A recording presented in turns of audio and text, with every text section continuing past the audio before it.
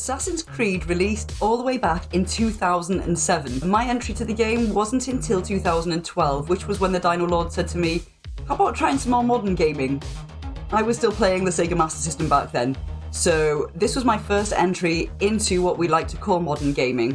And it was just such an eye-opener. As you can imagine, coming from an 8-bit console to this was spectacular to me. And Assassin's Creed is the game that got me into history, got me into cosplay, medieval reenactment. I have this game to thank for so much. With there being no news of a remaster or a remake, the last video that we made about Assassin's Creed was regarding that, where I said I really didn't see any evidence that there was going to be. And then we had Ubisoft Forward, which they announced like 8 or 9 different projects they're working on, none of which was a remaster or a remake.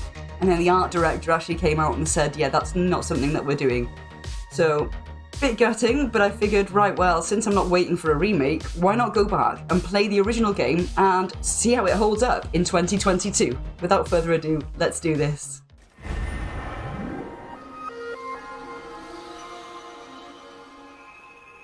So the first thing that really shocked me when I came back to this game was just how well the graphics and the overall look of the game have aged so amazingly. Like, I couldn't believe it, to be honest with you. I expected to go back and think it was like maybe a bit grainy and a bit shit compared to modern standards.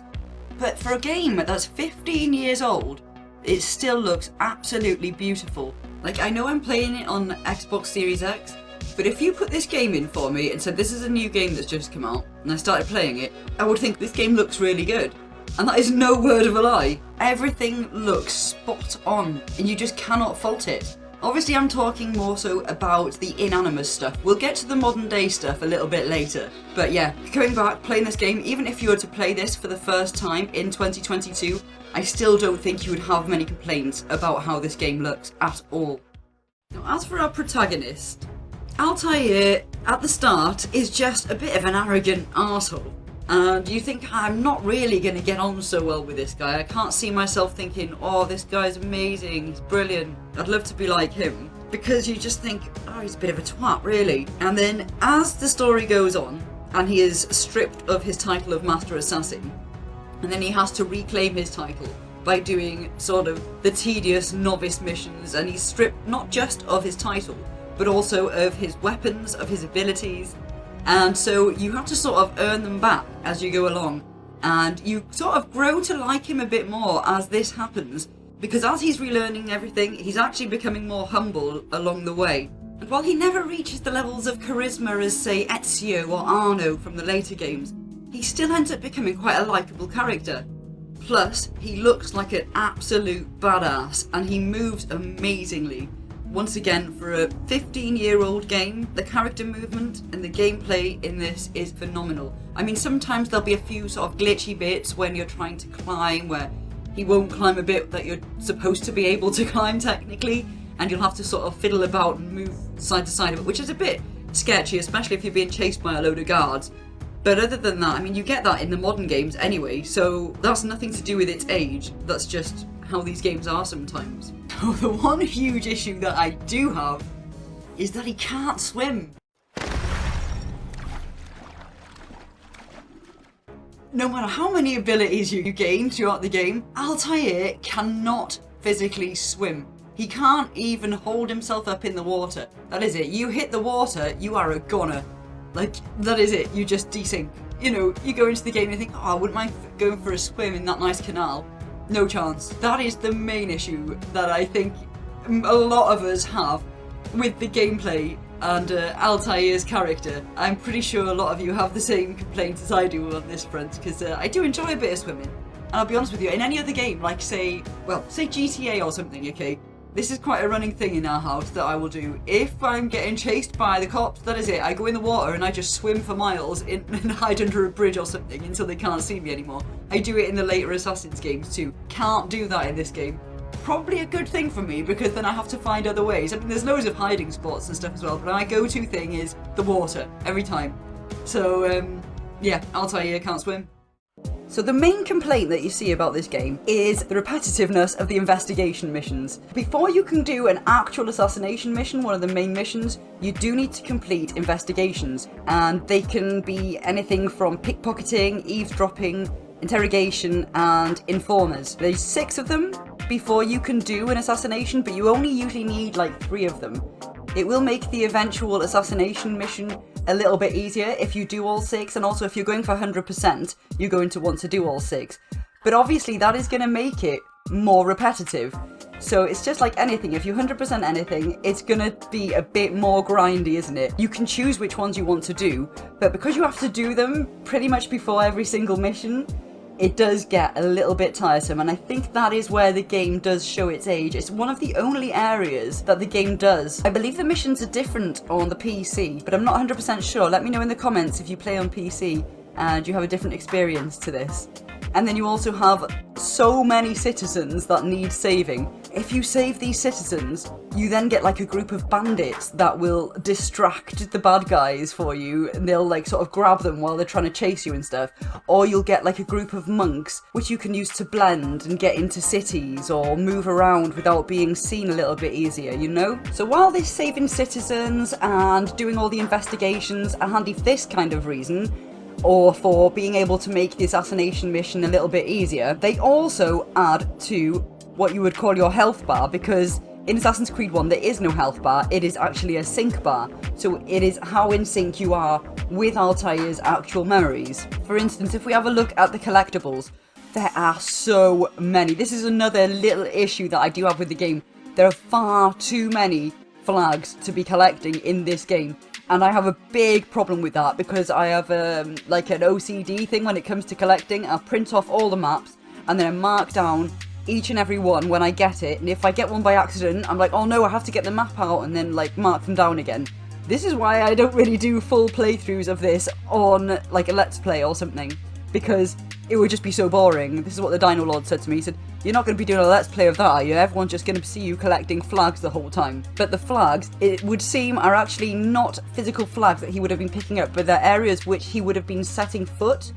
So you've technically just stood in the same area where Altair has in the past, and so you are syncing with his memory more and more each time you do that. And that again is another thing which slightly dates this game. Usually you would have the flags on an in-game map, and while I don't want my hand held during games, I think I would benefit greatly from having an in-game map for the flags, because it drives me absolutely nuts. Because they're in places that you wouldn't even bother stepping usually, so obviously you could argue that it would clutter the map to have that many flags on it. Once again, that just goes towards the repetitiveness. I mean, there are over 400 flags in this game, so that map would look a hell of a mess. So I'm assuming that's why they didn't put them on there, but I think it's a bit ridiculous to include that many in the first place, to be honest with you. But let me know what you think in the comments. So now let's take a little look at the story of this game, the Altair memory story.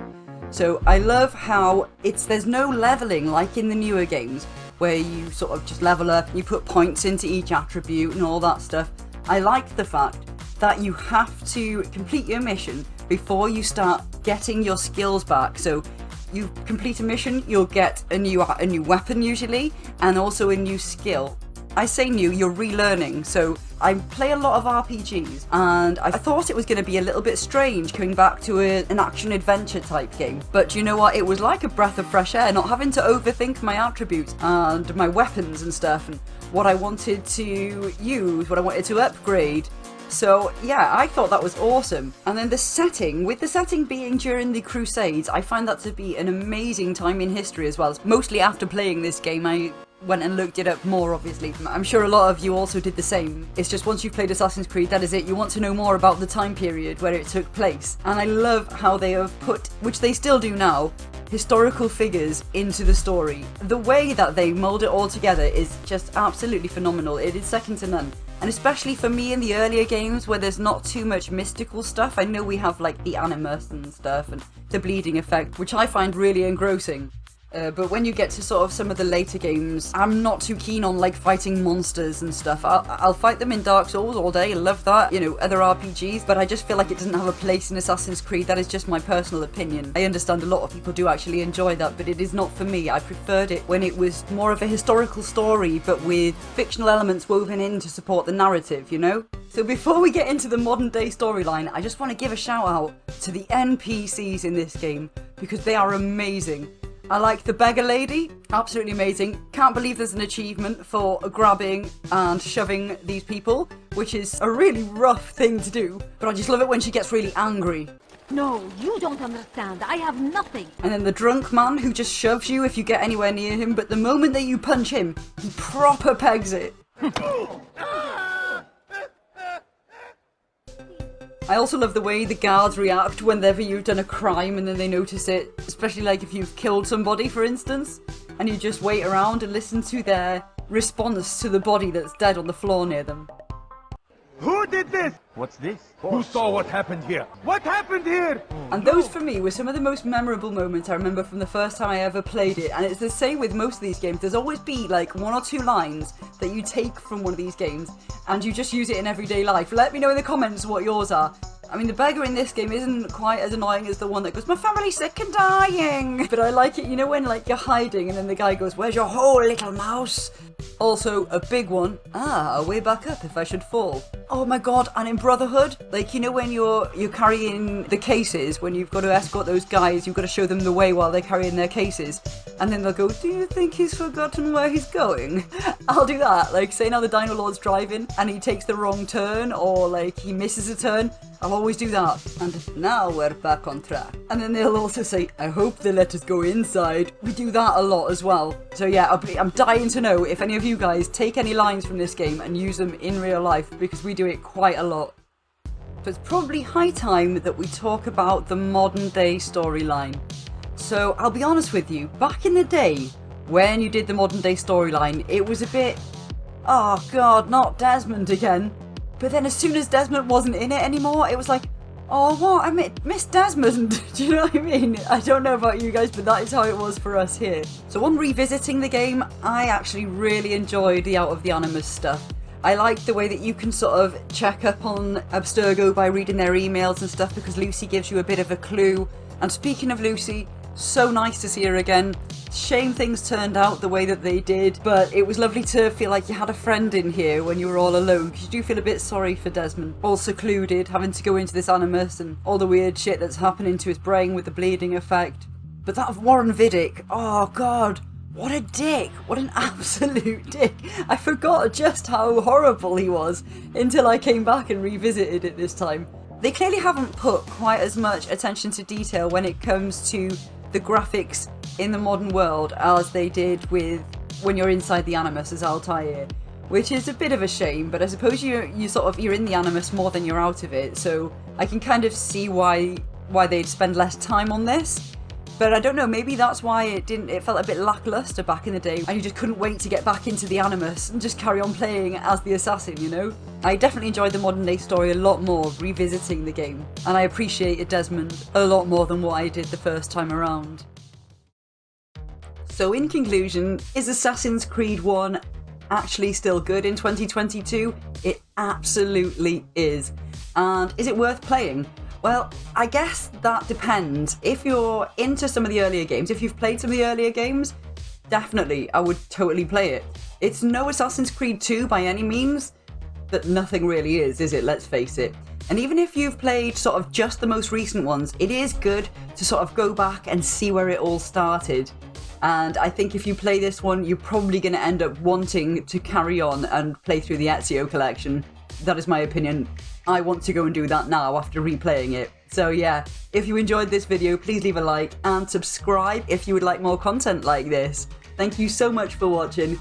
Go get yourself one Assassin's Creed. I'm sure you can pick it up for Xbox 360 for like a couple of quid, and then just pop it in your Xbox One or your Series SX, whatever you've got. So yeah, thank you so much for watching, killers. Have a great day.